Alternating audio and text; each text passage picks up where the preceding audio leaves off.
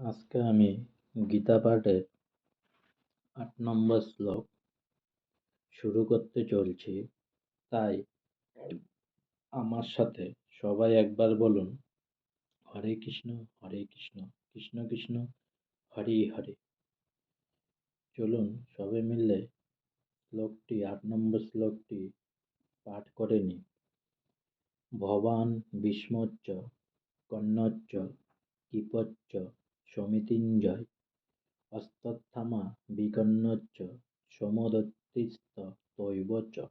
ভবান মানে আপনি স্বয়ং, ভীষ্ম মানে পিতামহ ভীষ্ম, চ মানে ও, কর্ণ মানে কুম্ভীপুত্র কর্ণ, চ মানে এবং, কৃপ মানে কৃপাচার্য, চ মানে এবং, সমিতিঞ্জয় মানে সর্বদা সংগ্রামের বিজয়ী, অশ্বত্থাম্বা মানে দ্রোণাচার্যের পুত্র অশ্বত্থাম্বা, বিকর্ণ মানে দুর্যোধনের ভ্রাতা বিকর্ণ, চ মানে ও, সোমদত্তি মানে সোমদত্তের পুত্র ভূরিশ্রবা, তথা মানে এবং, এব মানে অবশ্যই, চ মানে ও।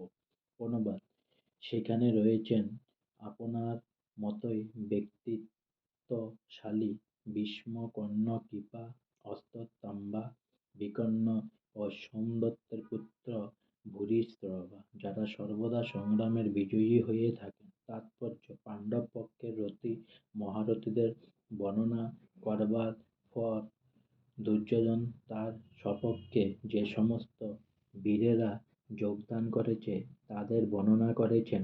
বিকর্ণ হচ্ছেন দুর্যোধনের ভাই, অশ্বত্থাম্বা হচ্ছেন দ্রোণাচার্যের পুত্র এবং সোমদত্তি বা ভূরিশ্রবা হচ্ছেন বাল্মীকের রাজার ছেলে।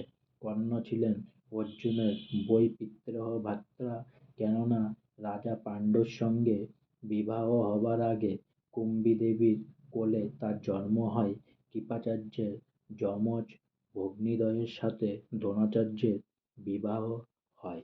এখানে আজকে আমার ৮ নম্বর শ্লোক শেষ হলো।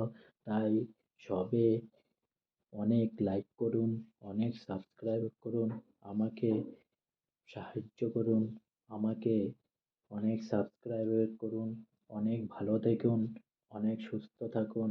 আর লাস্টের মতো আরেকবার বলে দেন, হরে কৃষ্ণ কৃষ্ণ কৃষ্ণ হরে হরে, হরে রাম রাম রাম হরে হরে।